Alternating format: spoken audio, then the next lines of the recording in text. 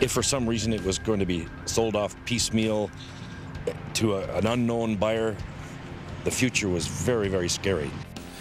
It was indeed. So Catalyst Paper gets a lifeline instead. Investors vote nearly unanimously in favor of a new deal that rescues hundreds of jobs on Vancouver Island. Also tonight, Here Comes the Bride, why a Comox Valley woman's final wish is to marry the love of her life. CTV News, Vancouver Island Report.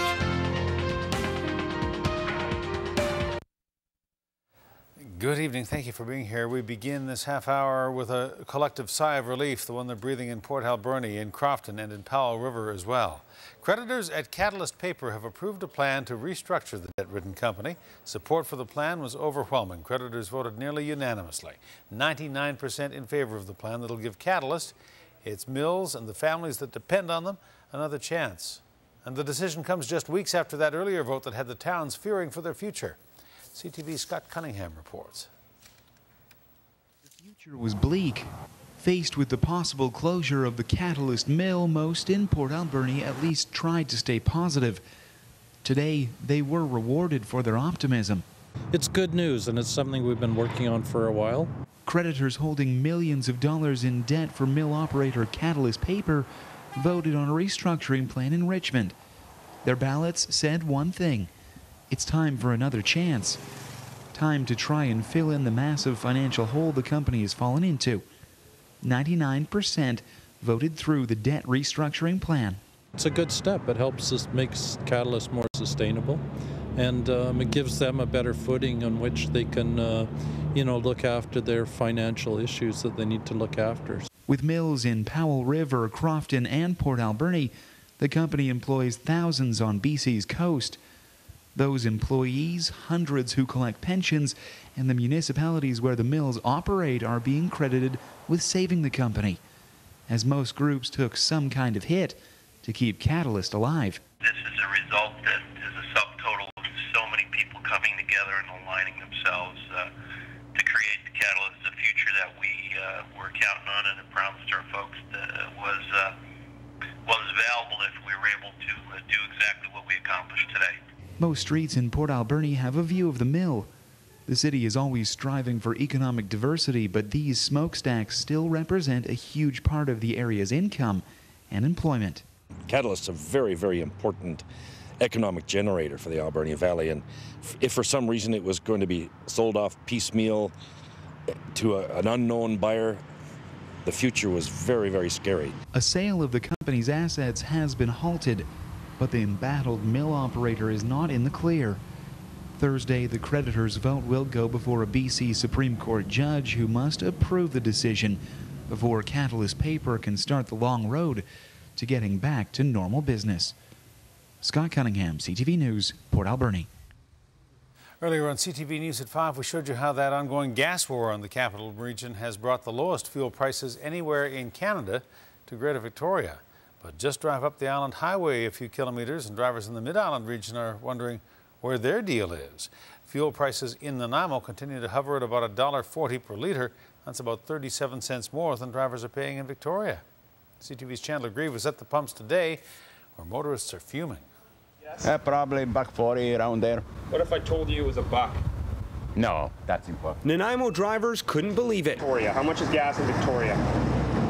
Probably $1.39. What if I told you it was a loonie? You serious? $1 a liter. I'm very serious. A gas war in the South Island today made the capital region the cheapest place in Canada to buy gas. No. I'm going for a drive. And if you didn't make the hour and 45-minute drive to Victoria, commuters in Nanaimo were still forking over close to $1.40 per litre, 37 cents more than their neighbors to the south. Well, a little bit it bothers me. I don't understand the system. I'm very bugged by that. I would hope that it would be within this community the same. But it's not, as drivers in the capital region drown themselves in cheap fuel. Just over the Malahat in Duncan, $1.35 per litre. And in the Harbour City, a quick check online shows prices were the highest on the island. Nanaimo's, as I mentioned earlier, is a very stable market. We don't have a big fluctuation in the gas. It goes up 2 cents, comes back 2 cents. The reason for this could be the fact that Costco in Nanaimo doesn't have an attached gas station. Today's low prices in Victoria were brought on after the warehouse chain drastically dropped their prices in an effort to attract more members.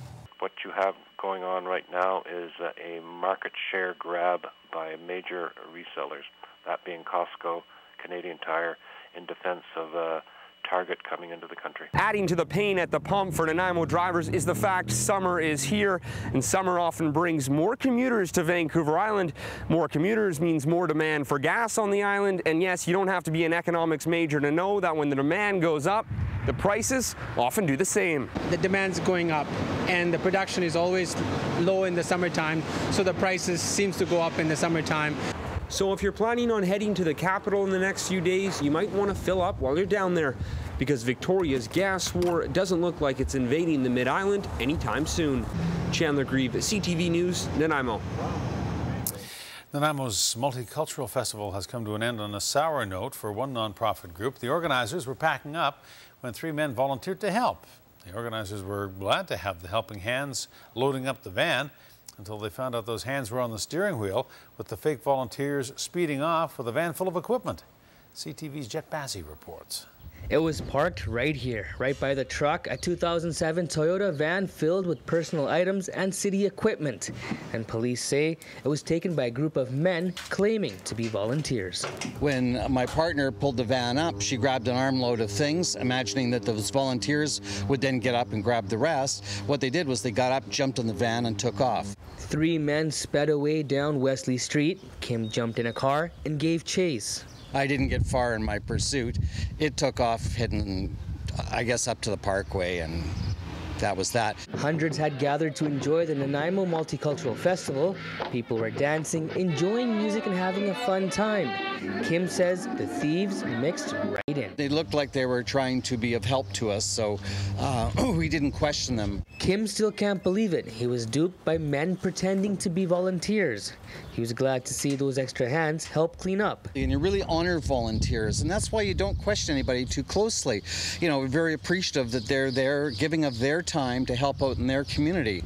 So we looked at these fellows as if they were, you know, being part of that. The RCMP say a big crowd is what the criminal element looks for.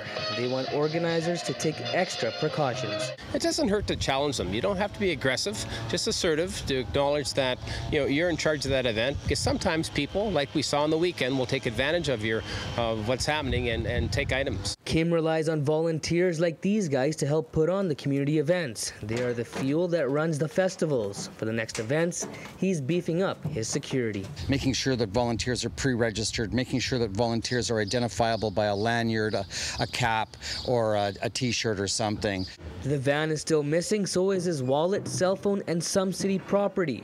It's early in the festival season. 6 more major events are in the works. He's warning other organizers to watch out. The volunteer bandits are still on the loose. Jet Bassi, CTV News, Nanaimo. BC's official opposition leader is touring the Comox Valley tonight and wants to hear from you. Adrian Dix is visiting the Mid-Island to hear your opinion on what you think of the key issues facing the province right now. The NDP leader says he's expecting that environmental issues will be prominent, including discussion of the proposed Enbridge pipeline. Dix says the project is not in BC's environmental nor economic best interests. There's a deadline to provide evidence to the Joint Review Panel. All of us know that they can only consider the evidence when they make their decision. Alberta brought evidence.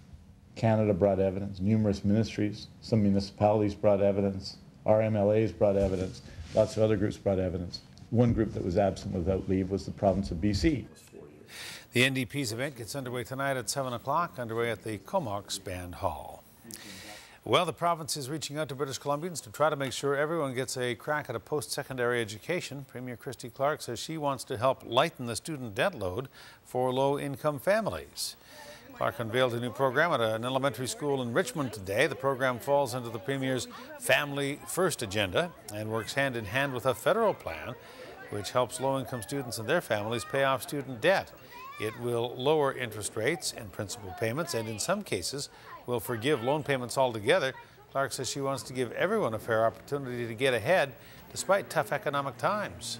We know that every family wants that chance to succeed, to make life better for their kids than it was even for them, and to contribute to a strong and growing economy. By putting families first, we have made real significant progress, I think, in trying to make life a little bit better and a little bit more affordable for families, despite the fact that we are in a very, very difficult economic time. The program starts July 1st. Clark says the province wants to hear from you on how the government can improve daycare and education services as well. If you've got some ideas to share, go to familiesfirstbc.ca. Still doesn't feel like summer has got a grip on Vancouver Island just yet. Astrid's standing by with your full forecast next, and we'll have this story for you. I'm Gord Kurbis in the Comox Valley, where a community effort is now underway to help a local couple get married. That's because time could be running out for the bride. Now that story tonight on Vancouver Island Report.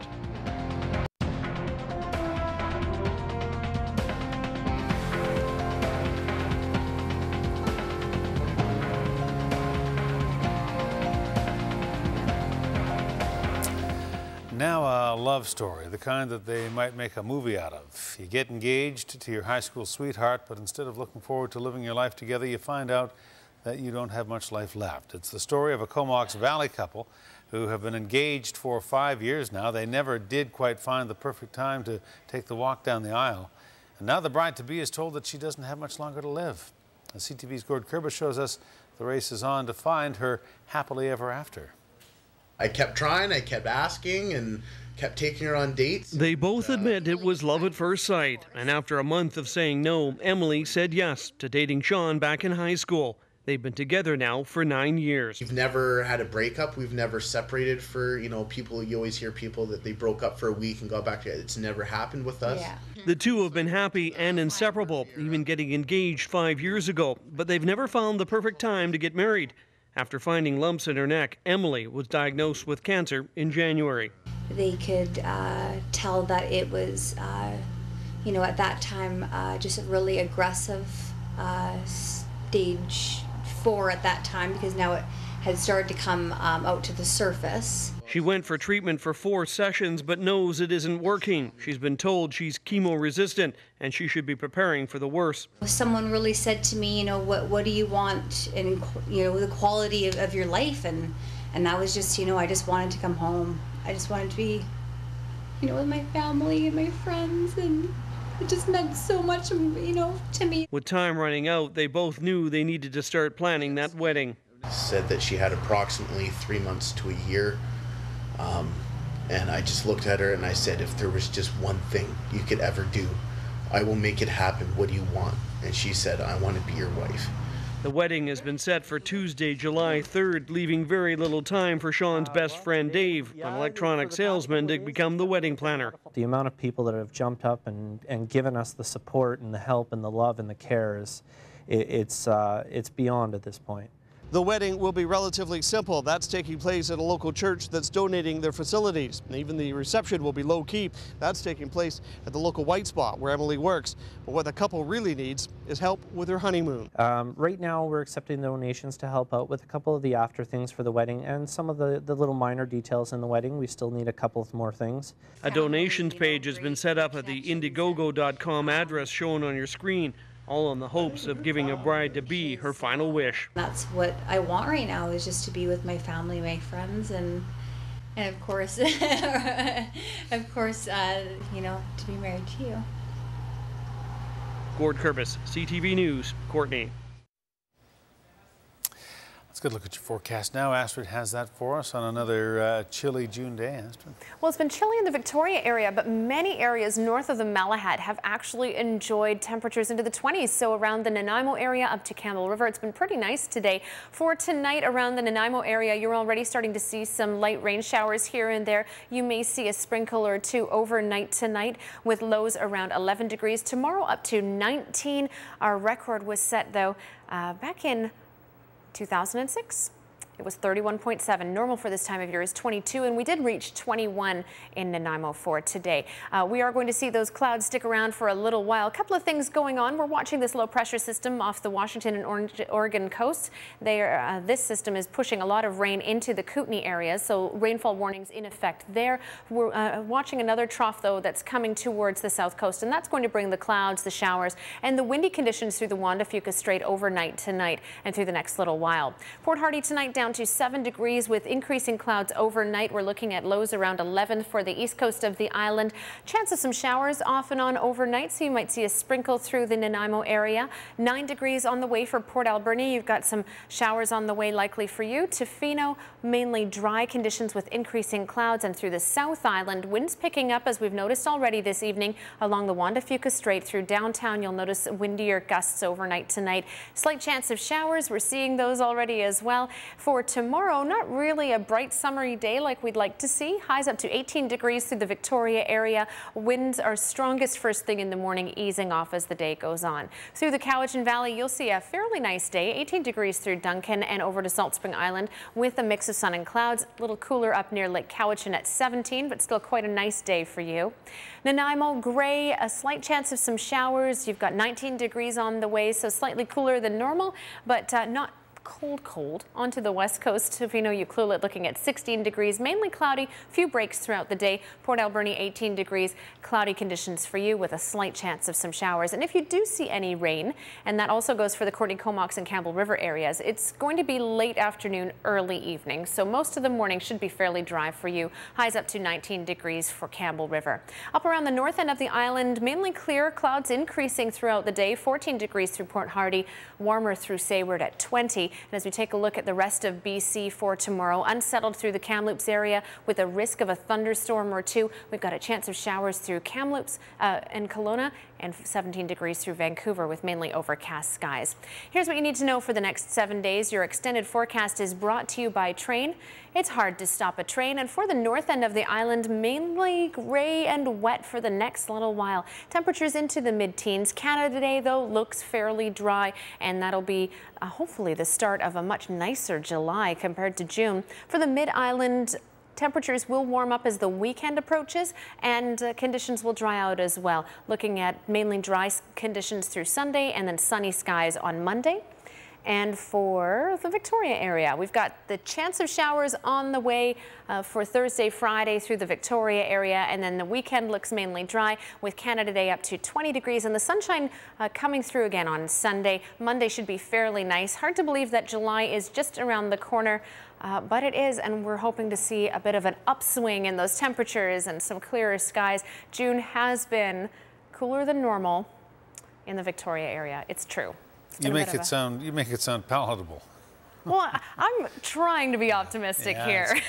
And you pointed out earlier, some folks, this is fine. They don't like it too hot. Well, it was the Victoria area that's been cooler today. North of the Malahat, it's actually been fairly normal. All right. Astrid, thanks. You're welcome. We'll take a break. Myra is standing by. A look at sports for you next. Gridiron prospects duke it out for Island supremacy. Myra has your football and more next as Vancouver Island Report continues.